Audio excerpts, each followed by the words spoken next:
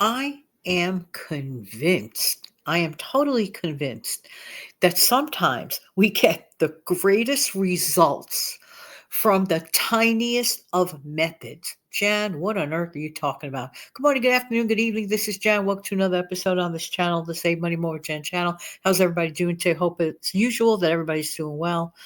Well, I mean exactly what the title is saying, keeping things simple and reducing expenses. Did you ever notice that back in the day, back in grandma's day, that the recipes back then were pretty basic? Okay, now, one of the reasons that, especially back 100 years back, that recipes were so simplistic was to what?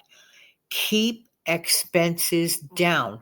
One of the things that we tend to do, all of us at some point in time, we tend to make overtly complicated meals. Like, I don't know why we do this as time has evolved. I guess, with prosperity, and then, it comes and goes in waves. But the thing is this, we don't always have to do that. So in times of, for the person or persons or families that need to really, really, really trim the fat off their recipes, really, really, really need to trim the fat off of their recipes and habits.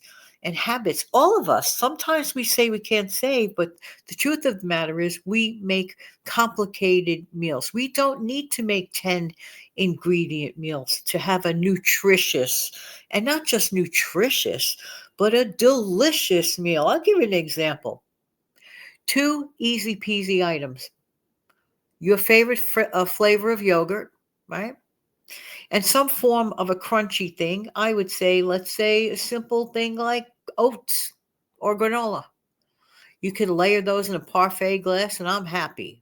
I'm happy. If I don't have the oats and I want some texture, I will layer it like a parfait in a glass with sliced bananas. That is a complete meal as far as I'm concerned. That is simple. It is relatively inexpensive. I like to buy the larger tubs of yogurt. I find that it's easier to maneuver and you save a few pennies. And I get the store brand, and I'm just totally fine with that. We don't have to get the fancy schmancy. We don't have to go for the gold and the listen to me, shiny, bright penny. We always tend to do that. And again, I just don't know why. For example, let's say that you kind of sort of miss meat, but you don't have enough money to get meat. Well, instead of having a big old steak on one night, learn how to perhaps in your kitchen figure out ways, not learn, you know this, okay? But figure out ways to portion it out, ration it out, if you will. So one steak can actually go far because if you slice it thinly, use less of the steak. Don't make the steak the star of the show. Rather than that, make it like a garnish, if you will, like a topping, if you will. Okay, and you can put that on top of your spaghetti, and or slash not even have any meat with your spaghetti. Just make a very simple marinara sauce. You could just get one can, the one little can, the smallest can. I'm not talking about tomato paste. I'm talking about the smallest can of tomato sauce. You could doctor it up. You could heat it up. Put a quarter of a can of water in that, and maybe a pat of butter or a capful of oil, and then season it up or flavor it up, and just put it sparingly on top of your marinara pasta, and a little bit of your favorite Parmesan cheese or shredded mozzarella, the kind in the bag, the least expensive one. You got yourself a meal, and you got yourself a meal that yields. Okay, but I just think that we tend to complicate things way too much. So keeping your meal component simple and basic, it doesn't have to be boring, just have to be creative. Now, this is where it works out.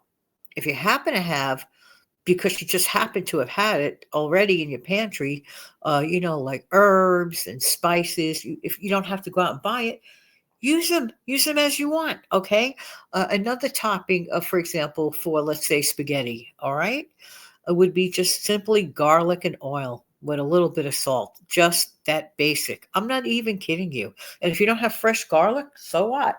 You can use garlic powder. The flavor is still there. You don't have to have those chunks. As a matter of fact, not everybody likes those chunks of garlic in their food. I'm just saying the truth. Okay.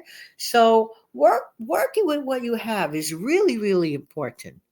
This is where people overlook things, and they also make too much of a big fuss over everything. Another thing I want to talk about briefly is our idea of a portion of food. The idea of portions of food today are way different from the ideas of portions of food back in the survival day. Now, okay, when you're in the survival mode, you're going to try to stretch everything you can. But in some instances, some people listening are in like kind of sort of a survival mode, if you will. And the budgets are super, super tight. Okay, so if you could find a way instead of having like the larger portion of whatever it is XYZ you're eating, can you figure out a way to either, I don't know, bulk up the meal in some way, shape, manner, or form? I could figure that out very easily, and I'm sure you can too. You could use rice, you could use pasta, you could use a piece of bread.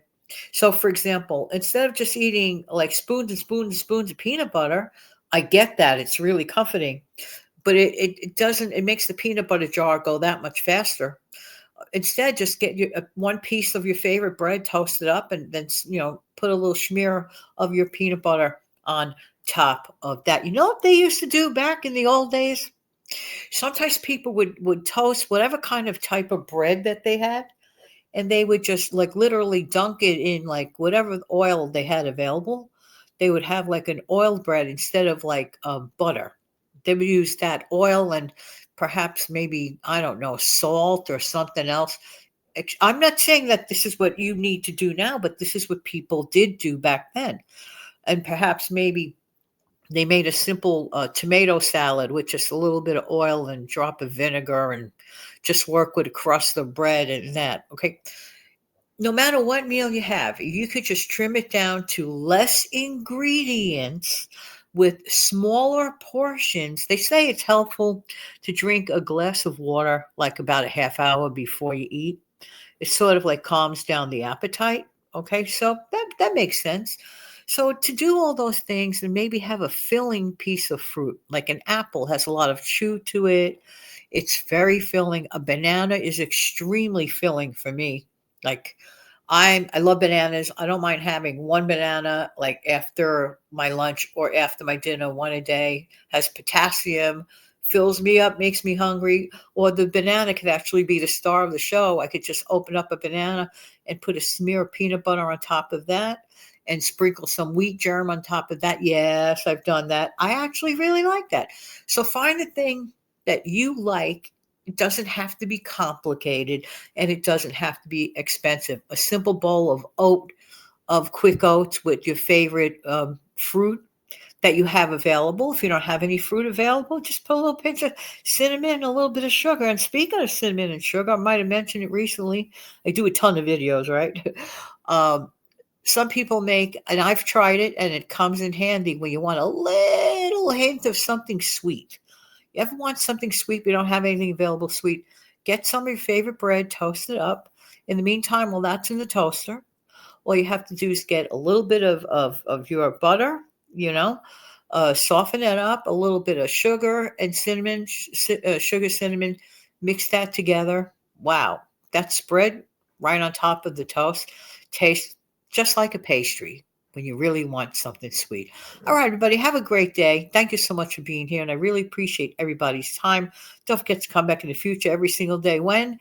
Every single day. That includes Saturday, Sunday, Monday, Tuesday, Wednesday, Thursday, Friday, Saturday, Sunday, Monday, Tuesday, Wednesday. Oh, yeah, you get the point. All right. I'm like a top, and I just cannot be stopped. See you next time at 5 a.m.